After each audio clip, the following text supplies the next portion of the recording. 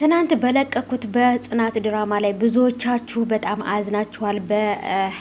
ኪራ ማለት ነው። ኪራ ቤተሰቦቹን አታሏቸው ወይንም ደግሞ ጥሩ ሰው ወይንም ደግሞ ወደ አይምሮ የተመለሰ አስመስሎ የተረጋጋ የሆነ አስመስሎ ራሱን እንዳይጎዳ ያላችሁ ብዙዎቻችሁ በኮሜንት እየጻፋችሁ ነበረ። እኔም የፈራሁት እሱ ነው። ምክንያቱም አሁን ላይ ጥሩ ደህና ነኝ ተረጋግቻለሁ አታስቡ እያለ ግን ደግሞ ምንም ነገር ማድረግ እንደማልችል ደካማ ሰው መሆኔን አሳይታችሁኛል።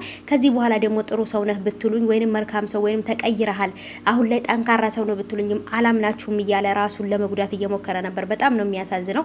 ምክንያቱም ቢያንስ ለራሱ ብሎ ሳይሆን ለአባቱ ሲል ራሱ ይሄን ነገር ማድረግ አለበት ብዬ አላስብም። ብቻ በጣም ከባድ ነው። ሰላም ሰላም፣ ውድ የተከበራችሁ የቻናሌ ተከታታዮች እንዴት ናችሁ? ከኔ ጋር ሁሉ ሰላም ነው። ሰላማችሁ ይብዛልኝ ባላችሁበት ውድ ቤተሰቦቼ። ለቻናሌ አዲስ ከሆናችሁ ሰብስክራይብ እያደረጋችሁ ቤተሰቡን የጽናትና የኪራን ድራማ የምትወዱት ይሄንን ቪዲዮ ላይክ በማድረግ አሳውቁኝ። ሀሳብም ደግሞ ኮሜንት ላይ አስቀምጡልኝ። እና ውዶቼ አስደሳችሁ ነገር ምንድነው? ክብሮምና ሰኒ አንድ ላይ ለመሆን እየሞከሩ ነው፣ ወይንም ደግሞ ቅርርብነታቸው በጣም እየተጣሉ እየተጨቃጨቁ ነው። እንደነዚህ አይነት ሰዎች ደግሞ ሲዋደዱ ደግሞ በዛው ልክ ማለት ነውና ስለዚህ አንድ ላይ ቢሆኑ በጣም ደስ ይለናል። እስኪ ሰኒና ክብሮም አንድ ላይ ቢሆኑ ደስ ይለኛል። አንድ ላይ ቢሆኑም ደግሞ ምርጥ ጥንድ ይወጣቸዋል የምትሉ ተመልካቾች ካላችሁ እስኪ ኮሜንት ላይ አስቀምጡልኝ። ሰኒና ክብሮም እኔ አንድ ላይ ቢሆኑ በጣም ደስ ይለኛል። ምክንያቱም ሰኒ የፍቅር መቀስ እየሆነች በጥብጣናለች። በናሆምና በምሩ በኪራና በጽኑ መሀል እየገባች የፍቅር መቀስ ሆናብናለች እና ስለዚህ እሷንም ጠቅላላ የሚያደርግልን ሰው ያስፈልገናል ማለት ነው፣ እሷንም የሚይዝልን። ስለዚህ ክብሮም ደግሞ መልካምና ቆንጆ ቁመተ መለሎ በቃ ሁሉን አሟልቶ የሰጠው መልካም ልጅ ነው እና ስለዚህ ቆንጆም ነው በዛ ላይ ደግሞ ስለዚህ አንድ ማንኛውም ሴት የምትፈልገው አይነት ልጅ ነው ክብሮም እና ስለዚህ ለሰኒም ደግሞ ይገባታል ብዬ አስባለሁ። እሷም ቆንጆ እሱም ቆንጆ በቃ ኦ ማይ ጋድ ማች ያደርጋሉ። ሰምታችኋል። ስለዚህ እናንተም እንደኔ የምታስበው ኮሜንት አስቀምጡልኝ። እና እንግዲህ አባትየውም ወደ ስራ ተመልሷል። የራሱን ህይወት ለመኖር እየሞከረ ነው።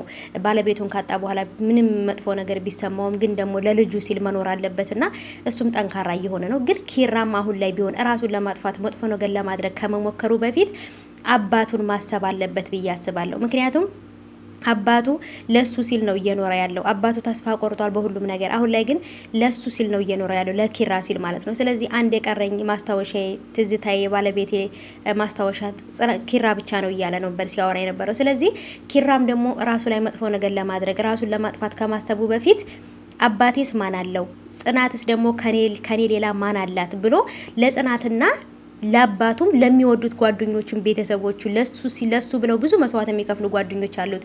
ናሆሚም ቢሆን በጣም መልካም ጓደኛ ብቻ ሳይሆን ወንድምም ነው ማለት ነውና በዙሪያው ለሱ የሚሆኑ ብዙ ሰዎች አሉ፣ ለሱን የሚወዱ ብዙ ሰዎች አሉ። ስለዚህ ለራሱ ብቻ ሳይሆን ለነሱ ማሰብ አለበት ብዬ አስባለሁ። በተለይ ጽናት በጣም ተወደዋለች። እዚህ ጋር እናቱን አጥቷል። እዚህ ጋር ደግሞ ጽናት ደግሞ እሱን ብታጣም ሊሰማት ይችላል። ስለዚህ ማሰብ አለበት ብዬ አስባለሁ ማለት ነው። ለጽናትና ለአባቱና ለጽናት ሲል ራሱን አበርትቶ አጠንክሮ እነሱን ደግሞ ደስተኛ ማድረግ አለበት። እናቱን አጥቷል አይደለ? ከዚህ በኋላ ደግሞ ሚስቱን ኪራ ጽናትንና አባቱን ደግሞ ተንከባክቦ በደስታ ማኖር አለበት ብዬ አስባለሁ እንጂ ራስን ማጥፋት የሚባል ነገር ምንም የሚያስፈልግ ነገር አይደለም ብዬ አስባለሁና ይሄ የኔ ሀሳብ ነው። የእናንተንም ደግሞ ኮሜንት ላይ አስቀምጡልኝ። ስለዚህ ከዚህ በኋላ ህይወት ይቀየራል። እሱም ደስተኛ ሆኖ ጽናትም ደስተኛ ሆና በቃ በደስታ በፍቅር ከአባቶቻቸው ጋር መኖር አለባቸው ብዬ አስባለሁ። ህይወት ይቀጥላል። አንድ ሰው ሞተ ማለት ሁላችንም ሄድን ማለት አይደለምና አንዱን ሲሄድ እየሸኘን የሚመጣውን እየተቀበልን በሰላም መኖር ነው አይደል? ህይወት ይቀጥላል። አውቃለሁ ሀዘን ነው፣ ቢሆንም ግን ደግሞ ኦሬዲ መጽናናት ግዴታ ነው ላለሁኝና የእናንተ ሀሳብ ምንድነው? እስቲ ኮሜንት አስቀምጡልኝ። ጽናት በጣም ነው ያሳዘነችኝ። ምን ማድረግ እንዳለባት ግራ ገብቷታል።